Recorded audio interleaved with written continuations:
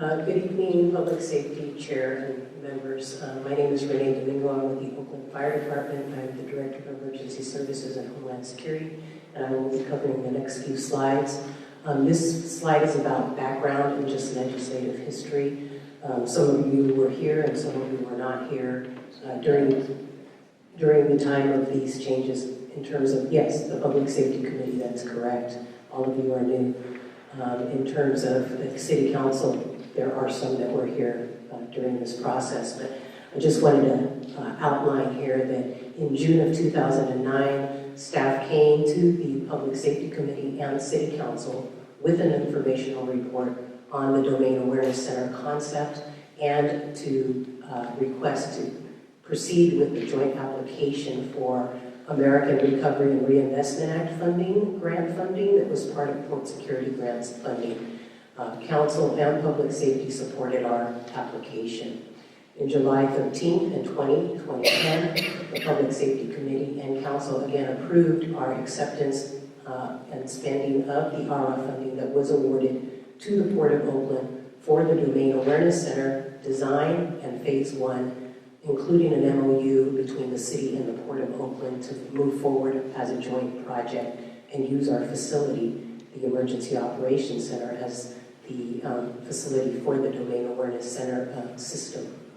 On July 9th and July 30th, we came to Public Safety and Council, and I believe you were all here at that time. And DAC Phase 2 was approved to move forward. We were also approved to accept and spend the $2 million in Port Security Grant funding and enter into an MOU with the Port talking about Phase 2. So in November, on the 12th and 19th, we came back to Council because of the SAIC information and findings that came forward in the summer. Which you already knew beforehand. In August, and at that time, we requested to go back to the original RFP list to revise the RFP because the scope of work had also changed and request Council and Public Safety approval to come back to you with our vendor after we went through that process in January of 2014, which is where we are today. And we did not know about SAIC and them not being in compliance until we were notified in August. Now we're into the policy versus procurement question. As Mr. Sanchez stated earlier in this presentation, we are looking for additional policy guidance from the Public Safety Committee and the City Council regarding the Domain Awareness Center and how you would like staff to move forward. And I believe Mr. Sanchez provided the 3 options available. Also, this report today is more about DAC Phase 2 and the procurement versus, and also should we continue to proceed with this project implementation. I will turn it over to Mr. Bay to focus in on the actual council report now regarding Phase 2 and the contract award and the process.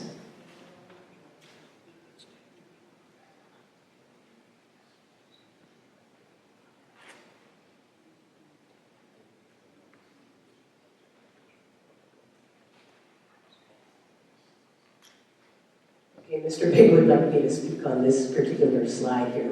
Some additional policy recommendations that staff have been discussing, and also the Mayor's Office recommended. One of these was related to the privacy policy. Mayor Kwan and the City Administration is recommending the Public Safety Committee, as well as the Council, consider appointing a Blue Ribbon Advisory Committee that would be comprised of citizens, privacy experts such as the ACLU, the Electronic Frontier, as well as legal experts to assist us with the privacy policy should this project move forward. Because if it does move forward, there may be issues that will evolve, and we believe that the privacy policy is going to continue to evolve and change if the DAC is expanded or its functionality is expanded. So that's one policy recommendation. The next one was staff is working with Port staff to develop a demonstration, a PowerPoint demonstration, to help augment the transparency on the DAC capabilities, what the center will be able to do, and how the system is envisioned to work. that would be available for the public, the media, as well as the city council, so that people can better understand what the Domain Awareness Center is going to be able to do after phase 2 and what it can do in the future. Because we're just looking at phase 1 and 2. We haven't moved beyond that, and I know there are a lot of questions, and staff understands there are a lot of what-if questions that are being posed by the public, by the media, by many people. And I don't think we're there yet, so I think we need to really do a better job of being more transparent about what the center can actually do.